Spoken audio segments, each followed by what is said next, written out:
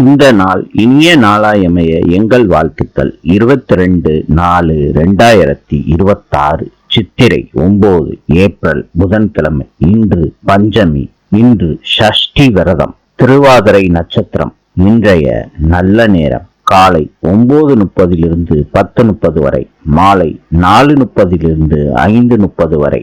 கௌரி நல்ல நேரம் காலை 10:30 11:30 வரை, மாலை 6:30 7:30 வரை.